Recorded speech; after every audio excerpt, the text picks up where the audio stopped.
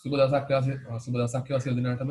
අපි අද සාකච්ඡා කරන්න බලාපොරොත්තු වෙන්නේ අපොස සාමාන්‍ය පෙළ විභාගයේ 2016 දෙසැම්බර් 9 දේශීය පළමු කොටසේ දී කොටස තමයි අපි සාකච්ඡා කරන්න අපි යන්නේ. ඒ වගේම ඔබගෙන් ඉල්ලීමක් කරන්න තිබෙනවා. ඔබ දැනටමත් මගේ YouTube channel එක subscribe කරලා නොමැති නම් subscribe කරන ලෙස ඔබගෙන් ඉල්ලා සිටිනවා. මොකද මේ වගේ මෙවැනි වීඩියෝස් කිහිපයක්ම දැනටමත් මම අන්තිමට මුදහරලා තියන්නේ විශේෂයෙන්ම O level past papers ඔබට එම past papers ඉතාමත්ම ඉක්මනින් සහ හොඳින් එක ලබා ගන්නට subscribe කරන ලෙස මම ඉල්ලා සිටිනවා ඔබගෙන්.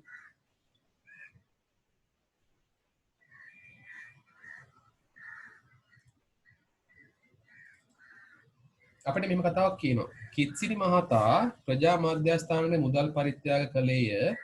ඔහු පරිත්‍යාග කළ මුදලින් 9න් 2ක් එහෙම කතාවක් තියෙනවා. එතකොට දැන් මේ භාග ගාන අපිට පැය දෙකක පේපරයක් නේ. ඒක අපිනේ පැය දෙකක පේපරෙන් අපිට පළමු කොටසේ ගණන් 25ක් තියෙනවා. මේ කොටසේ ගණන් 5ක් තියෙනවා. පළමු කොටසේ ලකුණු දෙක ගානේ 25ට ලකුණු 50ක් ලැබෙනවා. මේ කොටසේ ගණන් 5ට 10 ඒවා 5ක් 50ක් ලැබෙනවා. සම්පූර්ණ ලකුණු 100ක් ලැබෙනවා මේ කොටස් දෙකෙන්ම. ඒතකොට මේ කොටසේ ලකුණු 50ක් තියෙනවා. 50න් 50ම ගන්න පුළුවන්. මේ භාග සංඛ්‍යා පොඩි මතයක් තිබෙනවා වගන්ති ක්‍රමයෙන්ම හදන්න ඕනි කියලා. එහෙම දෙයක් නෑ. ඔබට පුළුවන් රූප සටහන් ක්‍රමයකින් හරි ඔබ කැමති ක්‍රමයකින් හදන්න පුළුවන්. හැබැයි ඒක ඉතා පැහැදිලි ක්‍රමයක් විය යුතුයි. මම මුලින්ම මේ ගාන මොකද්ද රූප සටහන් ක්‍රමයෙන් හදනවා. රූප සටහන් ක්‍රමයෙන් හදනවා ඔබට පොඩි අවබෝධයක් ගන්න. අපිට කියන කිත්සිරි මහතා ප්‍රජා මධ්‍යස්ථානයේ මුදල් පරිත්‍යාග කළේ. ඔහු පරිත්‍යාග කළ මුදලින් 9න් 2ක්. හරි. මම මේක 9කට වෙන් කර ගන්නවා. 1යි 2යි 3යි 4යි 5යි 6යි 7යි 8යි 9යි. ඉතින් තියෙන 9ක්. 9න් 2ක් 9න් 2ක් මොකද වෙලා තියන්නේ? 9න් 2ක් එයා වෙන් කළා තියෙනවා සංගීත බහන සඳහා. හැබැයි ඔබ මේ ක්‍රමයෙන් හදනවා නම් අනිවාර්යයෙන්ම ඔබ මේ රූප සටහන නම් කරන්න ඕනේ. ඔබ අනිවාර්යෙන් රූප සටහන නම් කරන්න ඕනේ. නැත්නම් ලකුණු ලැබෙන්නේ නැහැ.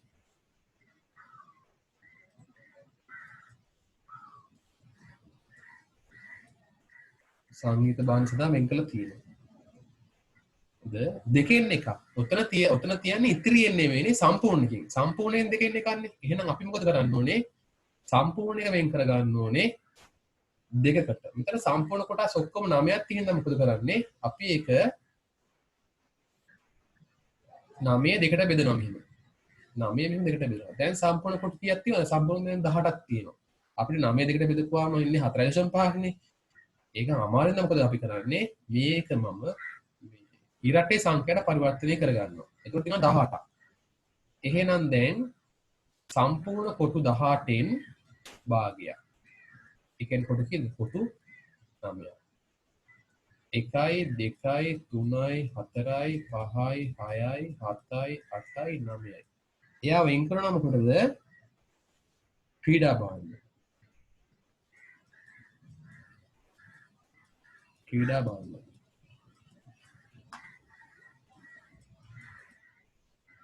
ක්‍රීඩා භාණ්ඩ සඳහා.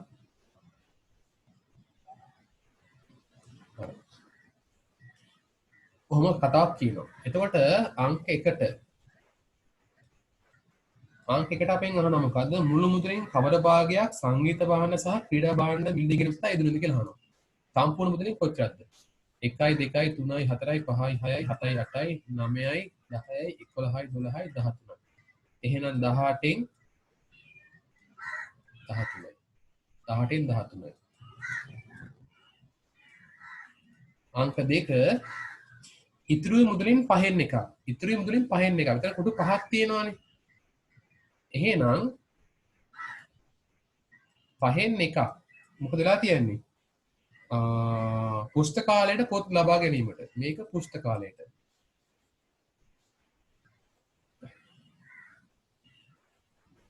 මේක පුස්තකාලයට. පොත් ලබා ගන්න වෙන් කළා තියෙනවා. ඊට පස්සේ අපිට අංක දෙකෙන් අහනවා මොකද්ද? මුළු මුදලින් කවර භාගයක් පොත් මිලදී ගැනීම සඳහා යෙදුණේද? මුළු මුදලින් ඔක්කොම කොටු 18යි 18න් 1යි 18න් 1යි. අංක 3 පොත් මිලදී ගැනීම මිලදී ගත් පසු ඒ කියන්නේ පුස්තකාලයට පොත් මිලදී ගත්තට පස්සේ ඉතුරු මුදල ප්‍රජා මධ්‍යස්ථානයේ පිළිසකර කිරීම සඳහා යොදා ගන්නවා කියලා අහනවා. එහෙනම් අපෙන් අහනවා මුළු මුදලින් කවර භාගයක් පිළිසකර කිරීමට.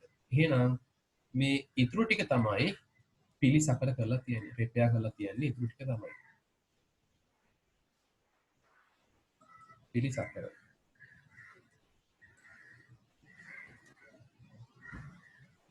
පිළිසකර.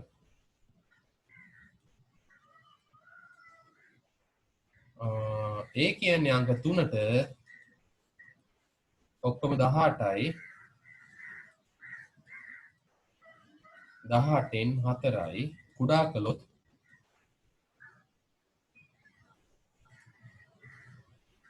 මේක කුඩා කළොත් වෙනවා කීයක්ද?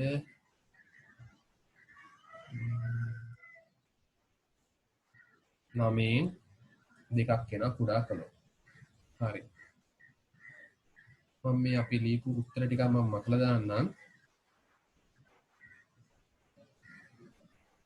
හරි. ඊට පස්සේ අපිට කියනවා මොකද්ද? පිළිසකර කිරීම සඳහා වැය වූ මුදල 20000. ඒ කියන්නේ මෙතන තියෙන කොටු 4 20000ලු. එහෙනම් අපි එක කොටුවක් හොයාගන්න ඕනේ. අංක 4. අපි 20000 බෙදනවා කීයෙන්ද? 20000 බෙදනවා 4ෙන් බෙදනවා.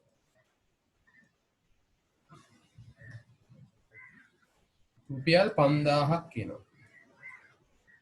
රුපියල් 5000. ඒ කියන්නේ මේ එක කොටුවක් එනවා 5000ක්. එහෙනම් ඔහු ගාව තිබුණු මුළු මුදල නැත්නම් පරිත්‍යාග කළ මුළු මුදල කියලා කියන්නේ 5000 ඒවා 18ක්. අපි දන්නවා 5000 18ක් කීයද? 8 වරක් 5 90යි. 90යි බිංදු 3යි. රුපියල් 90000ක් එනවා. මම මේ ගාන කැමති ඔය කියන වගන්ති ක්‍රමයකිනුත් හදලා. ඒ කියන්නේ වගන්ති ක්‍රමයක් නෙවෙයි මම ඔබට වෙනස් ක්‍රමයක් චුට්ටක් කියන්නම් අපිට පුළුවන් ඒක වගන්ති වලට හදලා ගන්න පුළුවන් වගන්ති වලට. ඒ වගේම මම මෙවැනි තව ගානක් හදලා තියෙනවා මේ වයන් පළාත් පේපරේ 2020 පළමු වාරේ. ඔබට පුළුවන් ඒකත් අධ්‍යයනය කරලා මේ භාග මේ කියන්නේ භාග සංඛ්‍යා මේ කියන්නේ මේ ගාන හදන තව ගානක් තියෙනවා. ඔබට පුළුවන් ඉන්නේ ඒකම ඒකුණුත් පොඩි අත්දැකීමක් ගන්න පුළුවන්. ඒකට මම ගන්නෙ මෙන්න මේ වගේ මොකද්ද මේ අපි කියන රුස්ටර් මම භාවිතා කරනවා. එකක් තිබුණා යම් කොටසක් තිබුණා. එතකොට මුලින් මොකද කරන්නේ? මුලින් මොකද කරන්නේ? ඉස්සල්ලාම ගන්නවා සංගීත භාණ්ඩ ගන්න ඕනේ. මුලින්ම ගන්නවා සංගීත භාණ්ඩ. මුලින්ම සංගීත භාණ්ඩ.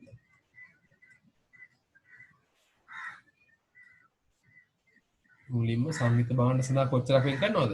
9න් 2යි. 9න් 2ක් වෙන් කරනවා සංගීත භාණ්ඩ සඳහා.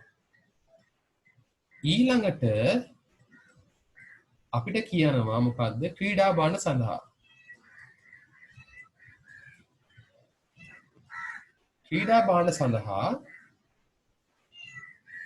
දෙකෙන් එකක්. ඒ කියන්නේ භාගයක්. ඊට පස්සේ යම් ප්‍රමාණයක් ඉතිරි වෙනවා. යම් ප්‍රමාණයක් ඉතිරි වෙනවා. අපේ මුලින් අහන මොකද්ද? මේ අපේ මුලින් අහනවා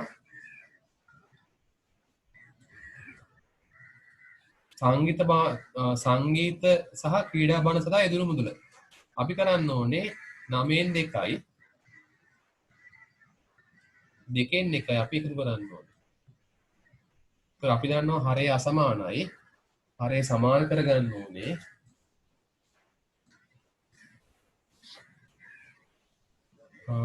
මම මේ ගුණ කරනවා 2න් ගුණ කරනවා. ඊළඟ එක්කෙනා 9න් ගුණ කරනවා. එතකොට මොකද වෙන්නේ? අපිට එනවා 18න් 4 ධන 18න් 9යි. එහෙනම් 18 පොදුයි 4යි 9යි 4යි 9යි 13යි. මෙතන ඒක ඔබට ආව නේද? හරි. ඊළඟට එතකොට ඒ කියන්නේ මේකේ තේරුම තමයි ඔබට මෙන්න මේ සුළු කිරීම. ඔබට මේ සුළු කිරීම කළා නම් අංක 1ට ලකුණු ලැබෙනවා. sorry අංක 1ට. අංක 1ට කළා නම් ලකුණු ලැබෙනවා.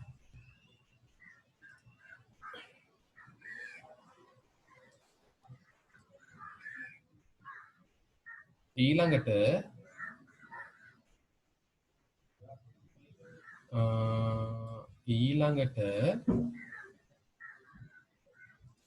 මෙතන වුණා 18න් 13.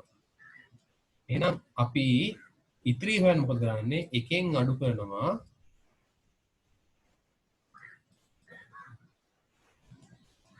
18න් 13ක් අඩු කරනවා. එක කියන්නේ අපි දන්නවා 13 sorry 18 යට 18 ඍණ 13 යට 18 උත්තරේ 5ක් එනවානේ. කියන්නේ ඉතුරු වුණා 5ක්. ඊළඟට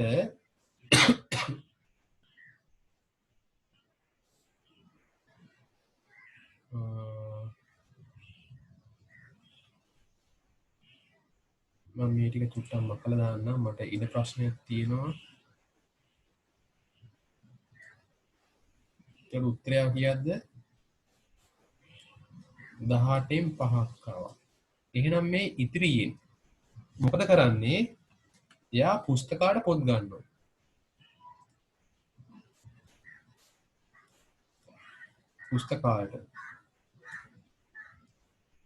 පුස්තකාට පොත් ගන්නවා. ඉතිරියෙන්නේ ඒ කියන්නේ 18න් 5න් ඒ කියන්නේ හලෙන් ගුණ කිරීමනේ.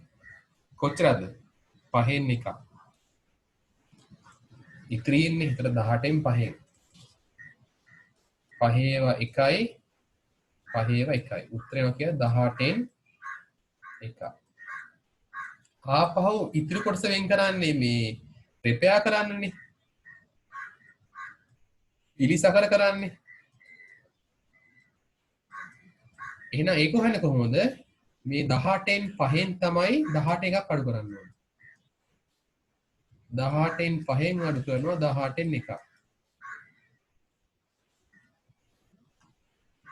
උත්තරය එනවා කීයක්ද? 18න් 4ක් කියනවා. 18න් 4ක්. ඒතර අපි පළමු ප්‍රශ්නෙට අපි උත්තරේ ලියුවානේ. ඔබ මේක කටවැඩ කොලයක හදාගන්න මේක. ඔබ මේ මොකද්ද මේ රුක් සටහන ඔබ කටවැඩ කොලයක හදාගෙන අත්‍යවශ්‍ය සුළු කිරීම විතරක් කරන්න. ඒතර අපි අංක 1 හරි අංක 2 තමයි මෙන්න මේක. මේක තමයි අංක 2. ඒක අංක 2. ඊට පස්සේ අපෙන් අහනවා මොකද්ද?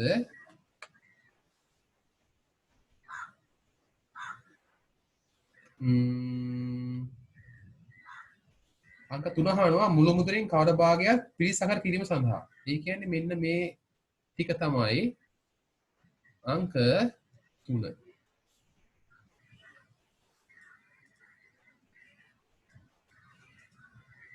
මේක අපිට වඩා තව සුළු කරන්න පුළුවන් කොහොමද? 9න් 2යි නේ. අංක 4 ඔයගොල්ලෝ කරන්න ඕනේ මෙන්න මෙහෙමයි.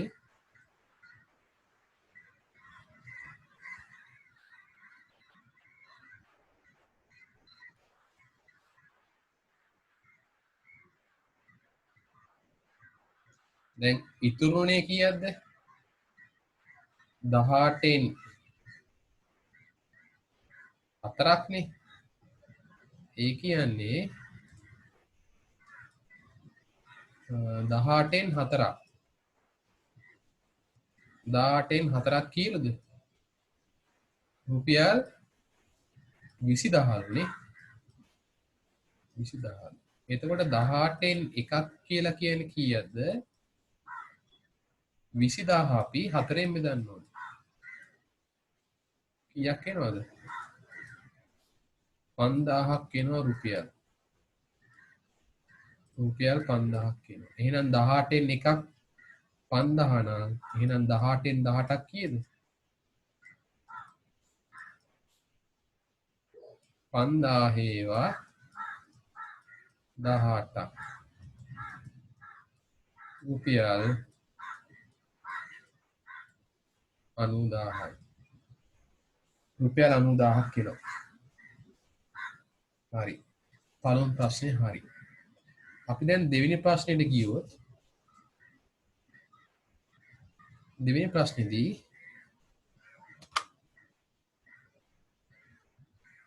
අපිට එහෙම එකක් කියන්නේ එක්තරා ගොවීන් පිරිසක් වගා කිරීම සඳහා විවිධ එළවලු වර්ග තෝරා ගත්තු ආකාරය රූපේ දැක්වෙනවලු රටපස්තරයක් තියන්න අපිට මේ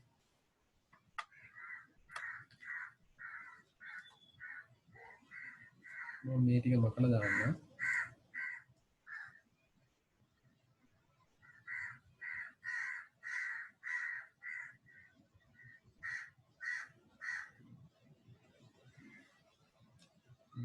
රවුමක් කමින්න.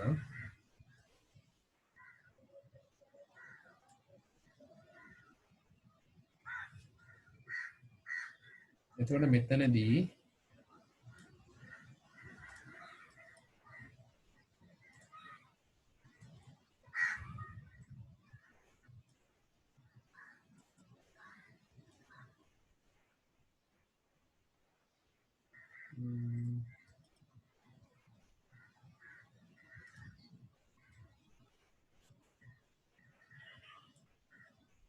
මෙයා වට්ටක්කා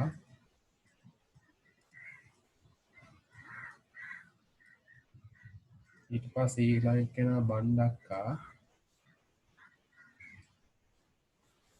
මේ කොනන්සක 90යි මේ කොනන්සක 30යි ඒගොල්ලෝ බෝංචි ඊට පස්සේ කෙනා බටු අපිට තව කියනවා වට්ටක්කයි බටුයි සමාන අගයන් කියලා කියනෝනේ. ඒ කියන්නේ මේ කෝණය x නම් මේ කෝණයත් x. අපේ මුලින්ම අහනවා මොකද්ද? බටු තෝරාගත්තු කෝණය. දැන් මොකද කරන්න ඕනේ? x ධන 90 ධන 30 සමාන කරන්න 360ට x දෙකක් x වෙනවා 90යි 30යි 120යි 360යි 100 සනිත් පැත්තට යනවා. එතකොට මොකද වෙන්නේ? දෙකක් x සමානයි 360න් 120ක් අඩු වෙනවා.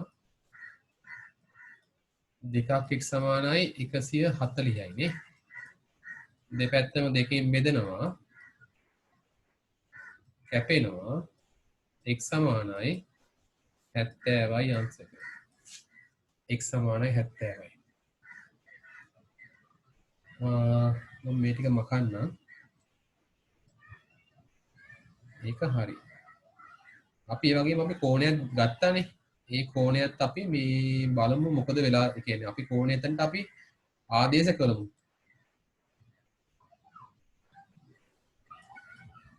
හැත්තෑවයි නේ. ඊට අපිට කියනවා මෙහෙම එකක්. බෝංචි තොරගත්තු කට්ටිය 15ලු. මේ බෝංචි 15ක් කියලා කියන තොරගත්තු කට්ටිය. අපෙන් අහනවා එහෙනම් වට්ටක්ක. දැන් මෙතනදී අපිට විවිධ ක්‍රම තියෙනවා හදන්න. බෝංචි වට්ටක්කයි. බෝංචි වට්ටක්කයි මම ගන්නේ මොනවාද? මේක ලේසි ක්‍රමයක්. අපි ගන්නවා කෝණය මුලින්ම. මුලින්ම කෝණ ලියනවා. මොකද දෙකේම අපි කෝණ දන්නවා වගේ. බෝංචි කෝණය 30යි වට්ටක් කෝණය 70යි. චුට්ටක් ඉන්න පොඩ්ඩක් වෙනස් වුණා වගේ. අපිට අතන ආවේ 70ද 100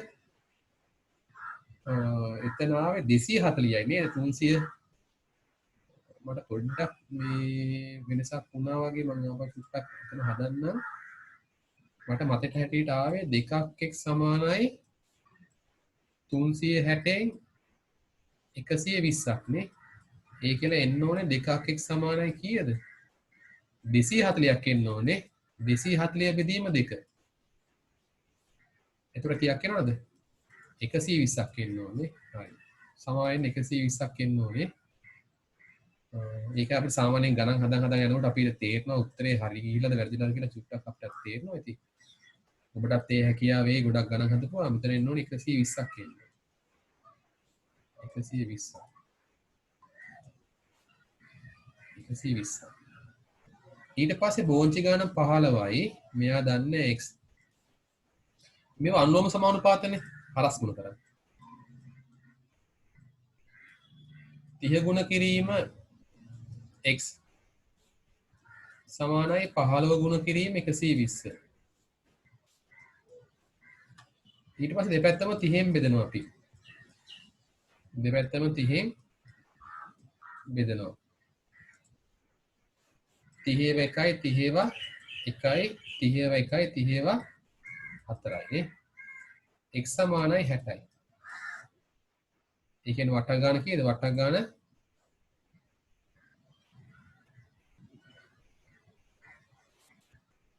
වටක් ගන්න 60යි මේ සෝරි ආන්සර් නෙමෙයි නිකන් අපි නිකන් 60 දාන්න ඕනේ 60යි ඒ කියන්නේ බටුත් 60යිනේ බටුත් 60යි ඊළඟට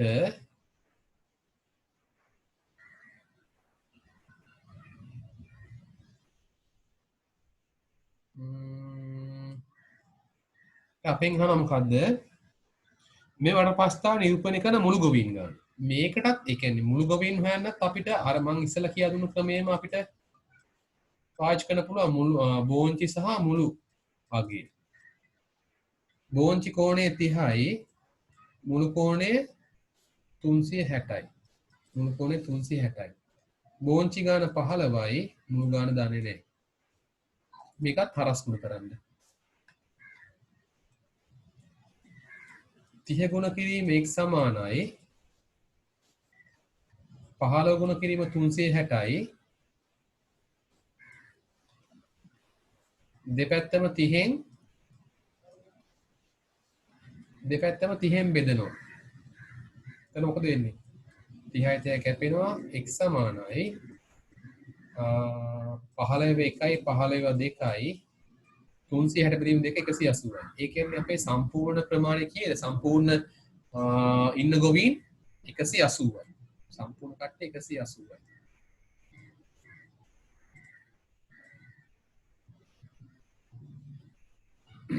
ඊළඟට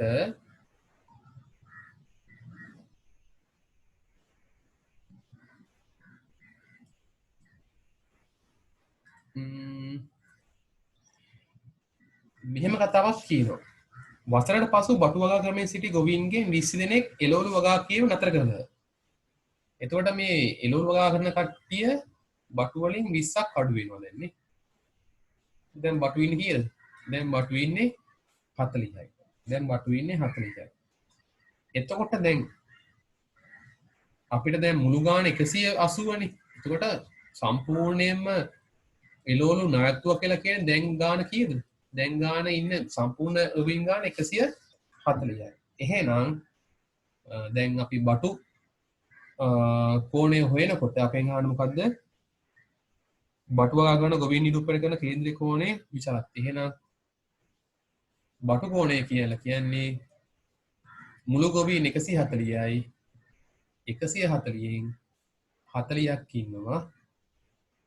සෝරි සමාවෙන්න. 180 20ක් අනුනාම 60යි.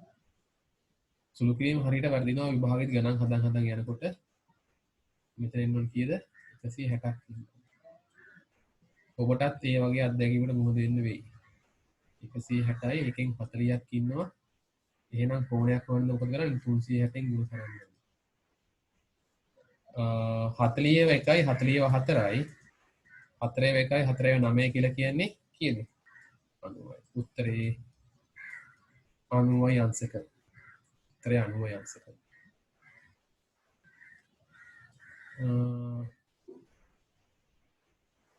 ඊළඟට අපි හදනවා තුන්වෙනි ගාන. ඉන්නටි මතලාම්.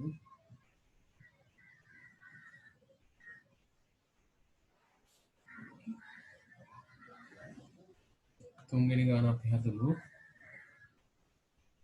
තුන්වෙනි ගාන මොකක්ද කියන්නේ? කොටස් වෙළඳපොළ ආජීවක වෙන පෙරේරා මහතා කොටසක රුපියල් කොටසක මිල. කොටසක මිල කීයද? රුපියල් 80යි. ඔබත් ගාන හදන්න කලින් මේ වගේ ගාන ටිකක් මේ සාරාංශගත කරගන්න. එයා ආයෝජනය කරනවලු කීයක්ද? 40000. ලාභාංශය ගෙවනවලු රුපියල් 6ක් ලාභාංශ ගෙවනවලු. හරි. අපේ මුලින් මොකක්ද අහන්නේ? අපෙන් අහනවා කොටස් ගන්න. එහෙනම් අපි දන්නවා මොකද්ද? ආයෝජනයේ සමානයි කොටසක මිල ගුණ කිරීම කොටස් ගණන. දැන් එයාගේ ආයෝජනය 40000යි. ඊළඟට මොනවාද මේ කොටසක මිල රුපියල් 80යි. කොටස් ගන්න අපි දන්නේ නෑ x. කොටස් ගන්න දන්නේ. අපි දැන් x වෙන මොකද කරන්නේ? x වෙන අපි දැන් දෙපැත්තම අපි 40න් බෙදන්න ඕනේ. දෙපැත්තම 40න් sorry 80න් බෙදන්න ඕනේ. දෙපැත්තම 80න් බෙදන්න ඕනේ. 80ට 80 කැපෙනවා. බිඳුවට බිඳුව කැපෙනවා.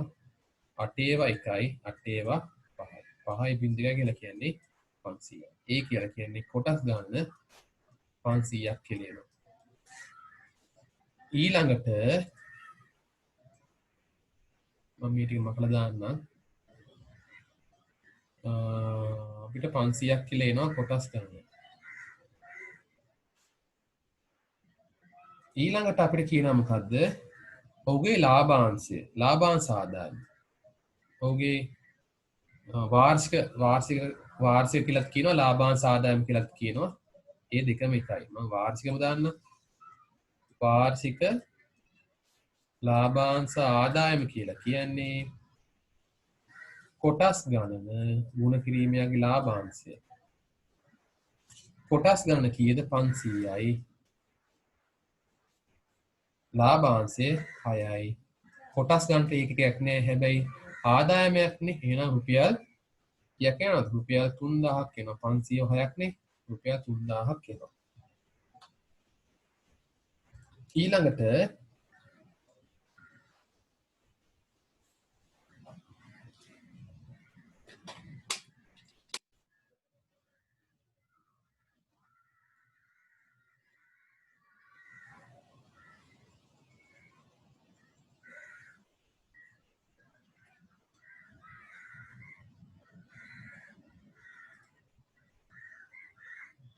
හරි.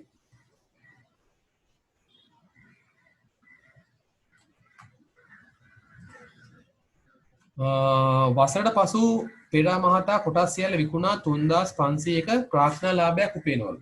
ඒකට අවුරුද්දකට පස්සේ මොකද කරන්නේ? ප්‍රාර්ථනා ලාභයක් හොයනවලු. අපෙන් අහනවා ප්‍රාර්ථනා ලාභය. එහෙනම් අපි දන්නවා ප්‍රාර්ථනා ලාභය සමානයි ප්‍රාර්ථනා ලාභය කියලා කියන්නේ දැන් එයා ගන්න මිලට වඩා වැඩි මිලට එයා විකුණනවා. එහෙනම් විකුණුම්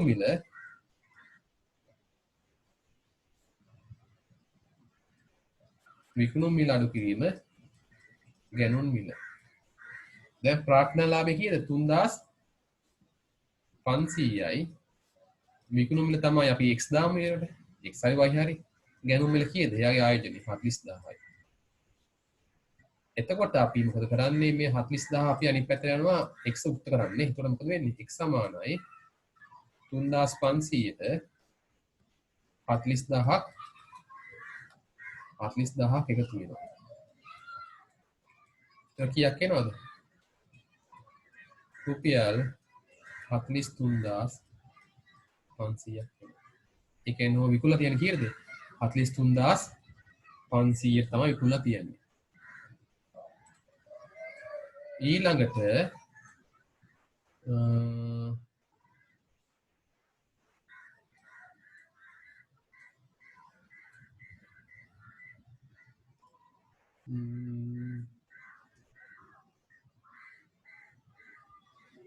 ඊට පස්සේ අපිට මෙහෙම කතාවක් කියනවා පෙර මහතා ලබන ලාභාංශ ආදායමට හා ප්‍රාග්ධන ලාභයට තවත් 3500ක් එකතු කරනවලු. එතකොට දැන් එයාට කීයක් ආවද මේ මොනවාද පොඩ්ඩක් ඉන්න. ඒකේ චූටි එකක් තියෙන අපෙන් අහන්නේ මොකද්ද? කොටසක විකුණු මිල නේද සමහරවිට. අපෙන් අහන්නේ කොටසක විකුණු මිල. එතකොට දැන් ඔහු විකුණුවේ කීයටද? අපි අහන්නේ විකුණු මිල නෙමෙයි කොටසක විකුණු මිලනේ. එහෙනම් ආපහු විකුණු මිල කියලා කියන්නේ විකුණු මිල කියලා කියන්නේ අපිට ආපහු ගන්න පුළුවන් මොකද්ද?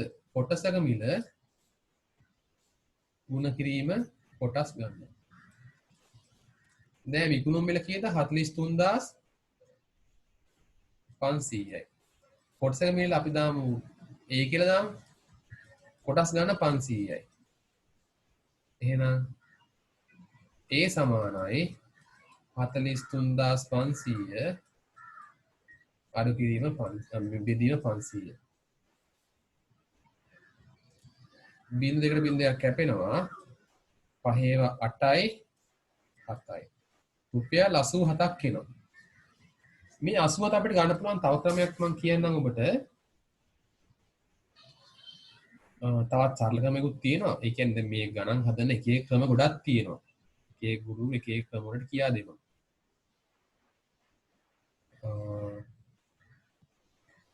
දැන් අපිට පුළුවන් එක කොටසකින් එක කොටසකට යාගේ ලාභය හොයන්න. ඒ කියන්නේ එක කොටසකට ලාභය එක කොටසකින් ලාභය අපිට හොයන්න පුළුවන්. ඒ කියන්නේ අපි කරන්නේ මොකද්ද? 3500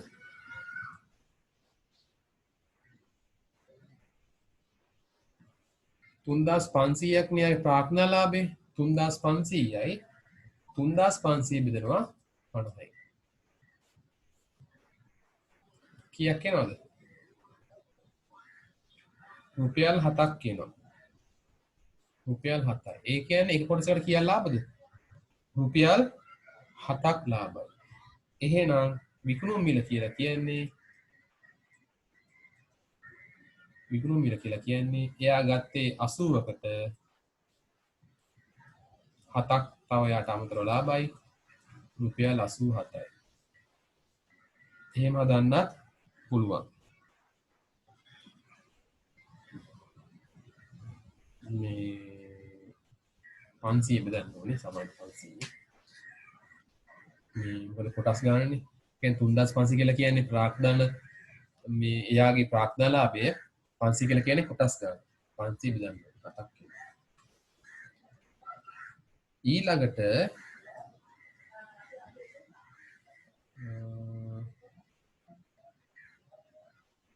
ඊට පස්සේ අපිට කියනවා මොකද්ද? පෙර මතා ලැබෙන ලාභාංශ ආදායමට හා ප්‍රාග්ධන ලාභයට. ලාභාංශ ආදායම කීයක් ආවද? ලාභාංශ ආදායම ආවා 3000ක් ආවා. ප්‍රාග්ධන ලාභය 3500යි. තවත් 3500ක් එකතු කරනවා. කීයක් එනවද? රුපියල් 10000ක් එනවා. රුපියල් 10000ක් එනවා. ඒ 10000 වැල් පොලට දාන 10 ගන්න. එහෙනම් 10000 ගුණ කරන්න 100ට 110න් ආපහු ගුණ කරන්න 100ට 110යි. එතකොට එනවා මොකද්ද? අවුරුදු දෙකක් අවසානයේ ඔහු ගාව තියෙන මුදල එනවා. 100ක් එනවානේ. මේ බිඳුවට මේ බිඳුව කැපෙනවා, මේ බිඳුවට මේ බිඳුව කපනවා. මේ බිඳු දෙකට මේ බිඳු කපමු. 11 වරක් 11 121යි. ඉතුරු බිඳු 2යි. රුපියල් 12100ක් එනවා. 12100ක් කියන උත්තරේ. අපි දැන් හදමු අංක 4.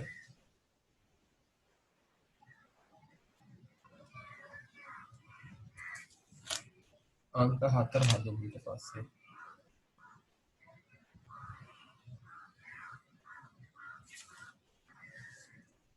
අංක 4 කියන්නේ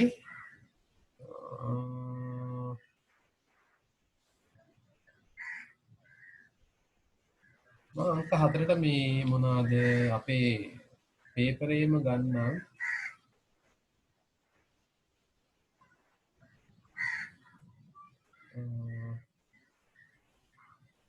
මේ පැන්සලෙන් මොනවා යමක් තියෙන එක වැඩි හිතන්න එපා ඔයගොල්ලෝ.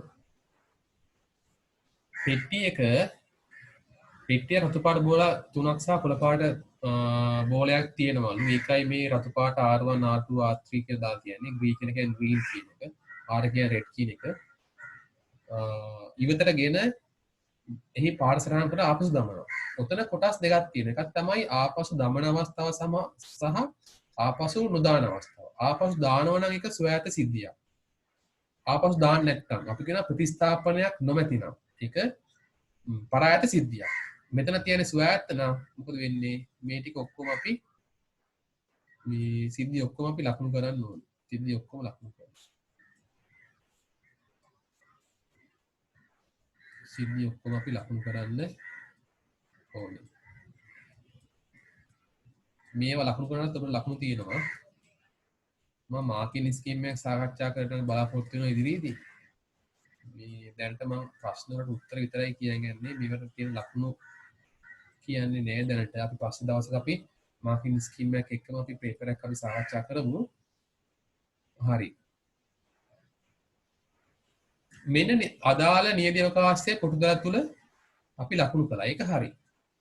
ඊට පස්සේ මොකද්ද කියන්නේ? අඩු වශයෙන් එක්වරක්වත් අඩු වශයෙන් එක්වරක්වත් කොළ පාට බෝලයක් ඉවතට ගැනීමේ සිද්ධිය. ඒ කියන්නේ අවම වශයෙන් එකපාරක්වත් කොළ පාට බෝලයක්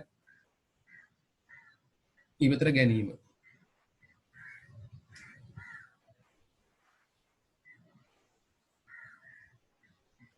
හරි. ඒ කියන්නේ දැන් අවම වශයෙන් එකපාරක්වත් කියලා කියන්නේ මෙන්න මේ මං දාන කොළ පාටෙන් ලකුණු කරන ප්‍රදේශය මොකක්ද? ඒ කියන්නේ පළමු ගැනීමේදී කොළ පාට. අනිත් එක දෙවෙනි ගැනීමේදී කොළ පාට. එතකොට ওই දෙකටම ඡේදනයක් තියෙනවානේ. ඒ කියන්නේ මේ නිල් පාට එක්කෙනා කියන්නේ මොකද්ද? අවස්ථා දෙකේදීම කොළ පාට ගැනීම. අපෙන් හානේ එක අවස්ථාවකයි. එහෙනම් ඔක්කොම 16යි ගණන් කරමු. 1යි 2යි 3යි 4යි 5යි 6යි 7යි 16න් 7යි මේ මම ලකුණු දාලා තියන්නේ මේ මෙතන 2යි 1යි දාලා තියන්නේ දෙන ලකුණු ප්‍රමාණය ඒක ගැන එච්චර හිතන්න එපා ඔයගොල්ලෝ හරි ඊට පස්සේ මම කැමති යන්න අපේ බුක් සටහනට යන්න කැමති මම අපිට කියනවා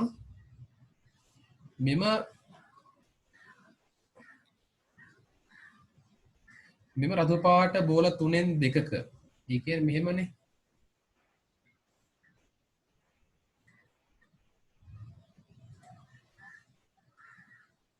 මෙතන බෝල ඔක්කොම තියෙනවා කියලා හතරක් තියෙනවනේ බෝල හතරක් තියෙනවා රතු කොළනේ බෝල හතරක් තියෙනවා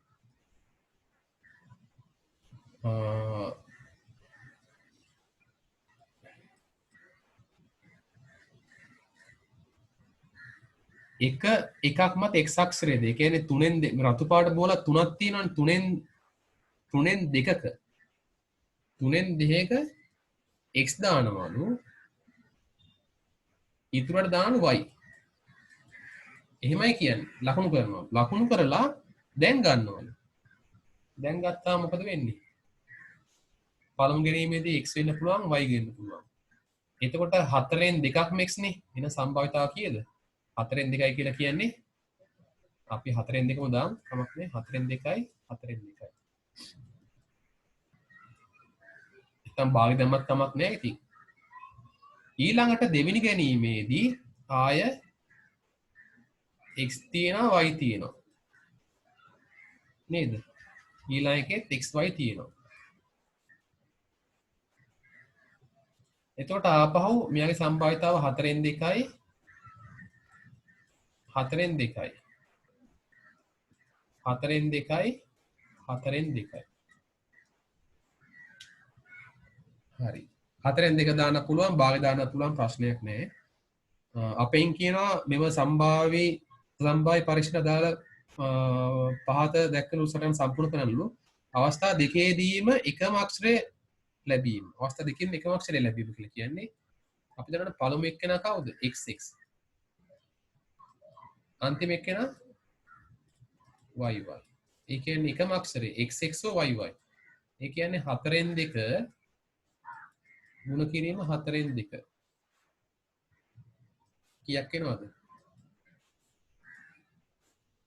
16න් 4යි නේ. 16න් 4යි. මෙතන කීයක් එනවද? 4න් 2යි 4න් 2යි. මෙතන තියෙනවා කීයක්ද? 16න් 4යි. එහෙනම් සම්පූර්ණ එක කියන්නේ මොකද්ද? අපි මේ දෙක අපි එකතු කරන්න ඕනේ. ඒ කියන්නේ 16න් 4යි 16න් 4යි 16න් 8යි. ඒ කියන්නේ දෙකෙන් එකයි. ඔයගොල්ලෝ මේ 4න් 2 දාන්න නැතුව ගොඩක් හොඳයි, දෙකෙන් එක දාන්න ඕන. හරිද? දෙකෙන් එක දාන්න ගොඩක් හොඳයි. ඊළඟට අපිට කියනවා වඩා වැඩි සම්භාවිතාවක් ඇත්තේ මේ වඩා වැඩි සම්භාවිතාවක් ඇත්තේ මොකක්ද කියලා අහනවා.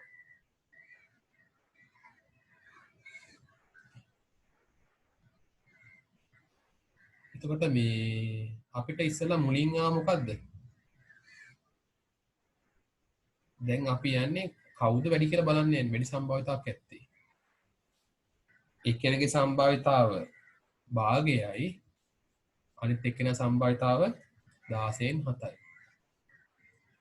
කවුද වැඩි කියලා බලන්න යන්නේ? එහෙනම් අපි මෙයා 8න් ගුණ කරමු පළමු එක්කෙනා. එතකොට එනවා 16න් 8ක් එනවා. අනිත් එක්කෙනා 16න් 7යි. එහෙනම් කවුද වැඩි? 16න් 8 විශාලයි. ඒ කියන්නේ භාගය විශාලයි. ඒ කියන්නේ කවුද විශාල? අවස්ථා දෙකේදීම එකම අක්ෂරයේ ලකුණු ගැති බෝල විතර ගැනීමනේ. ඒ කියන්නේ අර එකම මේ මොනවාද xx හා yy ලබා ගැනීමනේ. xx හා yy ලබා ගැනීමනේ. කියන්නේ එකම බෝලය එකම වර්ණයෙන් බෝල ලබා ගැනීමනේ. අඩු වශයෙන් එක්වරක්වත් කොළ පාට බෝලය විතර ගැනීමද? ඒ කියන්නේ කොළ පාට බෝලය විතර ගැනීම නෙමෙයි.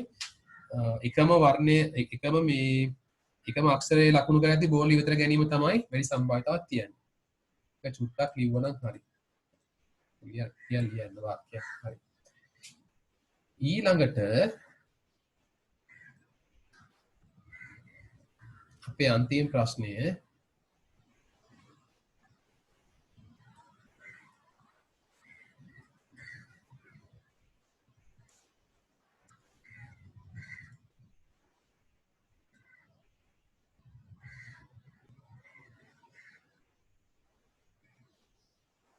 වේදිකාවක් තියෙනවලු එකක් තියෙනවලු AB ABCD උඩින් ඉන්නවා E ඉන්නවා උඩින් ඉන්නවා E හරි BC දුර 14 මීටර් අපෙන් අහනවා මොකද්ද මේ DEC චාප් දිග අහනවා එහෙනම් චාප් දිග මොකක්ද සූත්‍රය 25R 260 තීටා 2.7 R කියලා කියන්නේ 7යි 360 අර්ධ වෘත්තයක් ඉන්න 180යි 2යි 1යි ගොඩක් කටේ මේ 300න් 180 දාන්න අර්ධ වෘත්තයක් ඉඳලා එකපාරම භාගයක් දානවා ප්‍රශ්නයක් නෑ දෙවරක් 1යි දෙවරක් 1යි උත්තරේ කීයක් එනවද 22යි මීටර් කියනවා ඔබ ගොඩක් හොඳයි මේ අගයන් ටික ඔබගේ රූප සටහනේ ලකුණු කරගන්න 22යි මීටර් කියලා ලකුණු කරගන්න ගොඩක් වටිනවා ඒක ඊට පස්සේ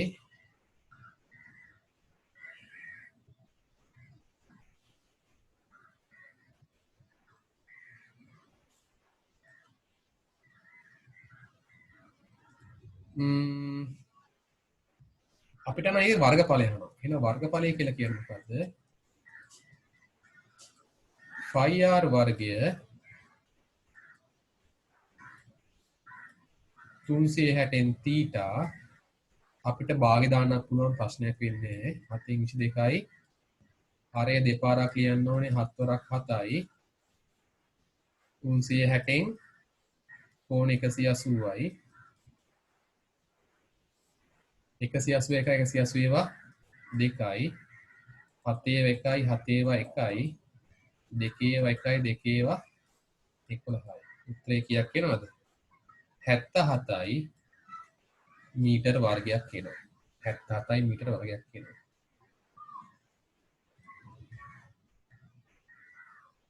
ඔයගොල්ලෝ පුළුවන් නම් මේ වර්ගඵලත් මේ ලකුණු කරන්න ඒ කියන්නේ රූප සටහනේ පැන්සලෙන් හරි ලකුණු කරන්න පස්සේ මකා ගන්න හරි එනවා 77ක් කියලා ඊට වර්ගය ඊට පස්සේ අංක 3 කියන ප්‍රේක්ෂකාගාරයේ බිමෙහි වර්ගඵලය. ඒ කියන්නේ උඩ එක්කෙනා වේදිකාවනේ.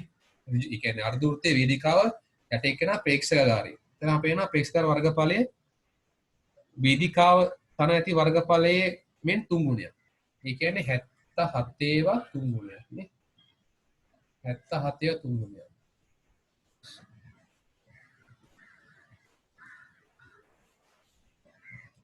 කීයක් වෙනවද 3 වරක් 7 21යි දෙකක් ඉතුරුයි 21යි 23යි. මෙච්චරක් කියනවා. එතකොට අපි දන්නවා මෙයා ඍජු කෝණාශ්‍රයක්. එහෙනම් ඒකේ වර්ගඵලය කියලා කියන්නේ මොකද්ද? දිග ගුණ කිරීම වර්ග. මම වර්ගඵලයට හැබැයි දාන්නේ ටිකක් අපිට ගමන දාන්නේ 77 ගුණ කිරීම 3 දාන්නේ. දිග අපි දාමු x කියලා.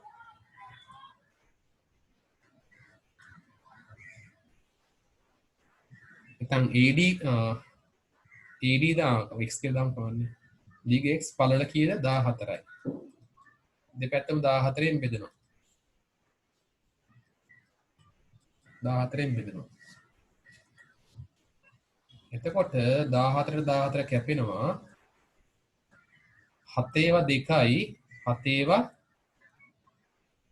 11යි නේ 33 බෙදීම 2 33 දෙකෙන් බෙදුවොත් කීයද 16.5 මීටර අපි හිවි කවුද AD එතකොට එයා කීයද 16.5යි මීටර 5 මීටර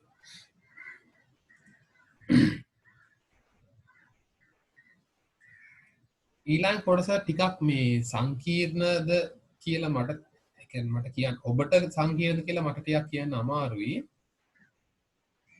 ඔබ ඒ ගාන හොඳට කියවන්න. එතන කියන්නේ මෙහෙම කතාවක්.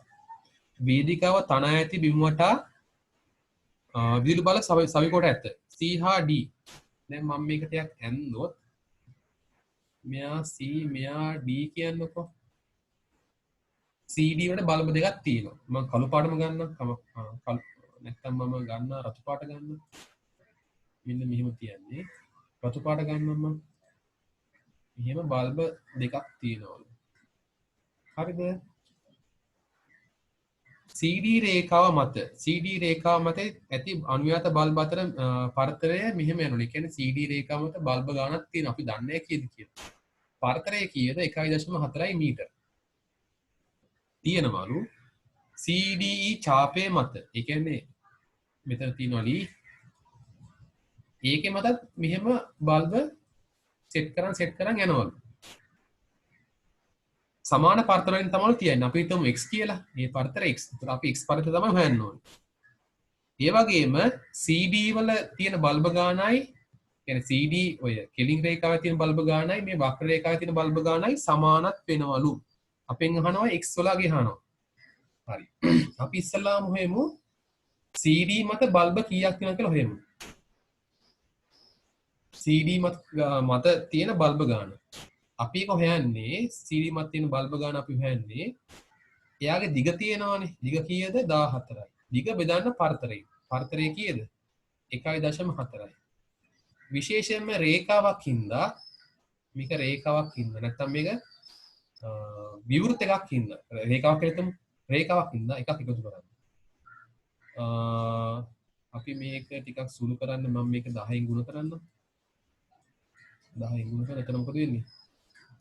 140 බෙදීම 14 ධන 1. ඒක 10ක් එනවනේ. 14 ඒවා 1යි 14 ඒවා 10ක් තියෙනවනේ. ඒ කියන්නේ උත්තර කීයක් එනවද? 11ක් එනවා. CD මත දුර මේ බල්බ ගාන එනවා 11ක්.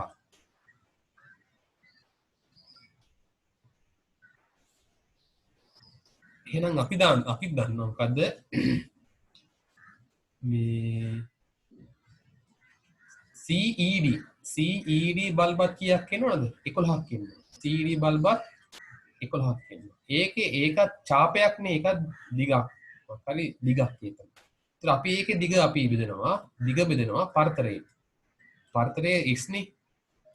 එහෙනම් මේ දිගක් ඉන්න මොකද කරන්නේ අපි ඒක එකක් එකතු කරනවා. ඒ වගේම මේක මේ සංවෘත එකක් නම් අපි කරන්න ඕනේ පරිමිතිය නැත්නම් ඒක දිග පරිමිතිය ගමු. පරිමිතිය බෙදන්න පරතරයෙන්. එතකොට අදාළ බල්බ ගාන හරි අදාළ ගස් හිටවන්න පුළුවන් ඒව එකක් එනවා. සංවෘත එකක් නම් පරිමිතිය පරතරයෙන් බෙදුවා නම් මේ මොනවාද හිටවන්න පුළුවන් බල්බ හරි කණු හරි ගාන එනවා. හැබැයි ඒක රේඛාවක් නේ. ඒක දිගක් නම් මොකද කරන්න ඕනේ? පරිමිතිය නැත්නම් ඒක දිග පරතරයෙන් බෙදලා එකක් එකතු කරන්න. මුලින් එක මෙහෙට යවන්න 11 එකක් අඩු වෙනවා x.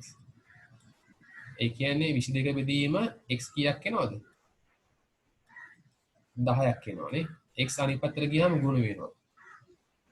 මං චුට්ටක් උඩින් හදන්න. ඒ කියන්නේ 10යි x සමානයි 22යි. දෙපැත්තම 10න් බෙදනවා. කැපෙනවා.